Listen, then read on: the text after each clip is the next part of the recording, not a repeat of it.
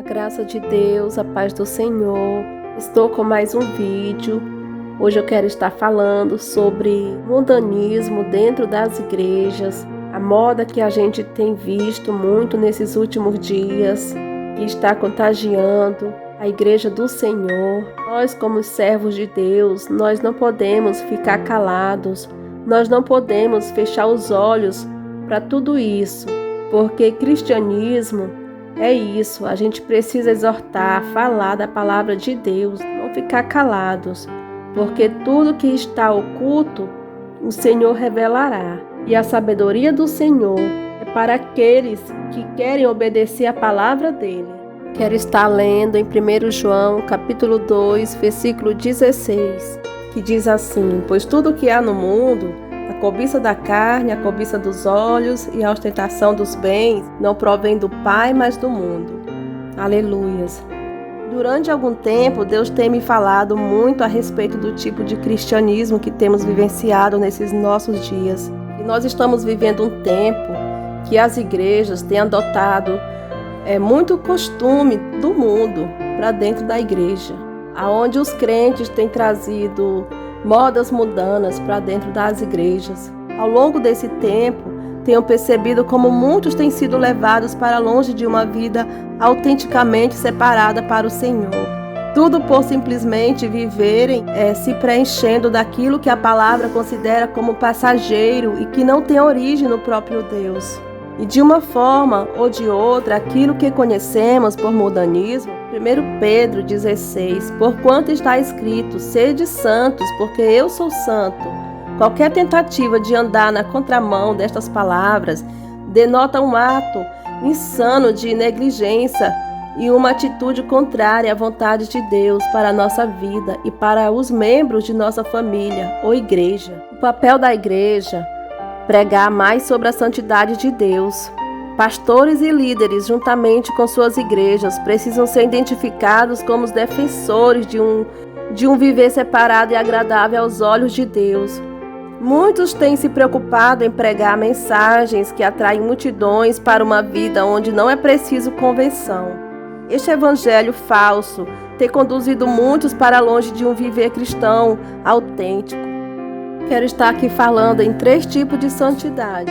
O primeiro tipo: não saia da vossa boca nenhuma palavra que cause destruição, mas somente que é útil para edificação, de acordo com a necessidade, a fim de que comunique a graça aos que ouvem.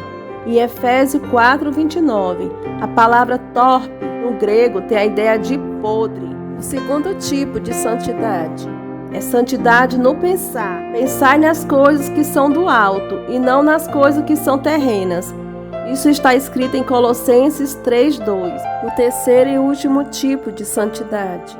Santidade no olhar. Uma das muitas características do ser cristão é o olhar puro que não se volta para aquilo que é pecaminoso, pois este sabe muito bem dos perigos em que pode se estar exposto. Então, denunciar, condenar o pecado e a necessidade de arrependimento. Então, nós precisamos disso. Assim como Paulo encarrega Timóteo a pregar a palavra, preparando-se a tempo e fora de tempo, aconselhando, repreendendo e encorajando com toda paciência e sã doutrina. Isso está escrito em 2 Timóteo 4:2. Então, com a mensagem de condenação do pecado, a igreja deve seguir o exemplo de João Batista, pregar o arrependimento. Em Mateus 3:1-2, naqueles dias aparecerão João Batista, pregando no deserto da Judéia e dizendo: arrependei-vos, porque o reino do céu chegou. Então, meus irmãos, a luta contra o mundanismo é mais antiga do que possamos imaginar. Outro sim, a Bíblia é realmente contra o mundanismo e faz afirmações a respeito em João 15:19 e em 1 João 2:15. Então as escrituras revelam que o mundanismo é o modo de viver do mundo, sem Cristo e sem a posição à vontade de Deus. Em Mateus 15:19 está escrito assim: pois do coração saem os maus pensamentos, os homicídios, os adultérios, as imoralidades sexuais, os roubos, os falsos testemunhos e as calúnias. Então é verdade que ser mundano é viver impiamente, é também vestir-se escandalosamente, falar torpezas, defender injustiças e imoralidades e, sobretudo, descumprir as Escrituras sem qualquer temor. E a influência do mundanismo na vida de um crente estará totalmente ligada ao domínio do seu próprio eu.